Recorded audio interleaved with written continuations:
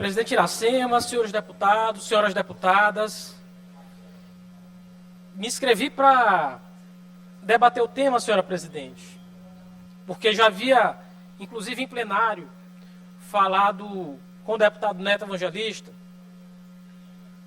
porque a gente não pode querer corrigir um erro insistindo em outro. Algumas semanas atrás, eu subi a essa tribuna aqui para falar que a gente estava fazendo um processo equivocado para a escolha de membros do Tribunal de Contas do Estado.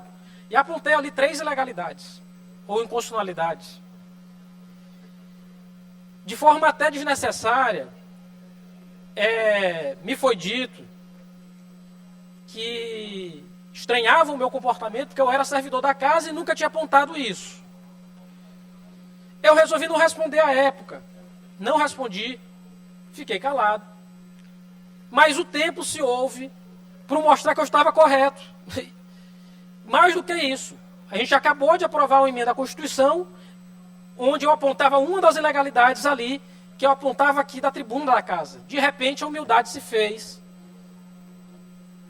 E exatamente isso que tem acontecido, infelizmente, na casa. Não sei por qual razão, deputado Júlio. Mas há um tal modo que muitas vezes não se para escutar o ponto de vista do outro. E é exatamente por não escutar o ponto de vista do outro que a gente acaba cometendo em erro. Erro primário. Decreto legislativo, na forma aqui previsto nesse momento, não se presta à função que ele foi colocado. Decreto legislativo é para regular ato de efeito concreto, não ato de efeito abstrato. E não falo isso como professor, não. Eu estou falando isso como parlamentar. Por isso é que defendo o cumprimento do regimento interno da casa.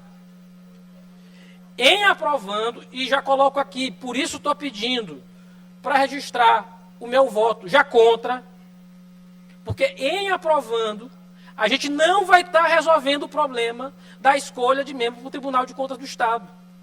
Porque a gente vai ter escolhido um meio normativo inadequado, ineficaz e, portanto, inválido e novamente inconstitucional. Agora, presidente, a senhora podia estar me perguntando, mas Lula, por que não avisaste antes? Porque assim, de repente na casa, as coisas são feitas de qualquer forma, sem perguntar para ninguém. Se tivesse me perguntado, me consultado, até porque fui eu o primeiro a ter alertado, eu teria talvez até ajudado. Podia ter errado, obviamente a gente erra. Mas não teria permitido o cometimento de erro tão grosseiro e tão grave nesse ponto.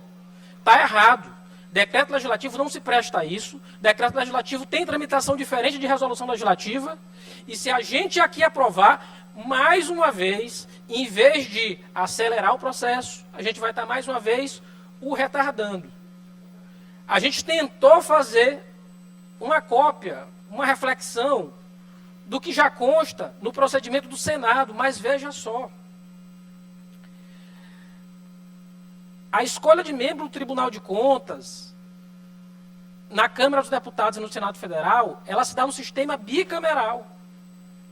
Não dá para simplesmente repetir o que tem lá, porque não vai dar certo aqui. A gente está errando de novo, alerto. Está errando de novo. Por isso eu estou aqui pedindo encaminhamento para a gente votar contra o decreto legislativo, porque dá tempo da gente retificar o caminho, propor uma resolução legislativa correta, assumir os parâmetros corretos do que está previsto no Senado e na Câmara dos Deputados, e então a gente acertar o passo, acertar o caminho. Mas, incorrendo no mesmo erro, a gente vai estar tentando ajeitar um erro, cometendo outro. A gente não vai estar resolvendo o processo do Tribunal de Contas do Estado do Maranhão. Eram as minhas palavras, senhora presidente. Lula, deputado, eu queria uma parte, se possível, por favor. Não, deputado Fernando Braide.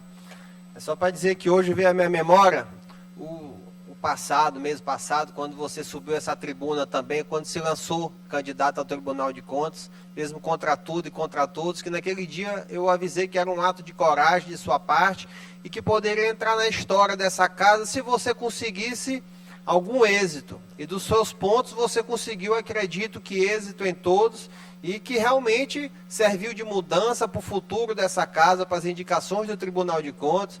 Você conseguiu o voto secreto, que já é assim uma vitória extraordinária, porque aqui sempre foi natural a indicação do governo, qualquer que seja, ter a votação de quase todos, e agora os deputados poderão votar mais livremente como quiser, mesmo que não consigam emplacar um outro candidato, mas pelo menos poderão não votar a favor de quem eles acham que deve ou não deve.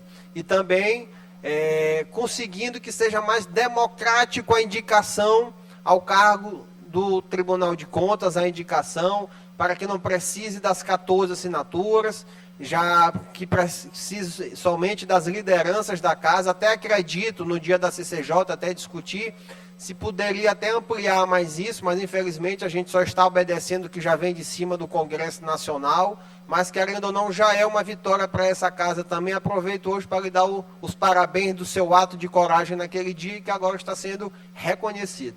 Meus parabéns. Agradeço as palavras, deputado Fernando Braide. Deputado Lula, Não, deputado Telino. se ainda houver tempo, é muito breve. Tem sim.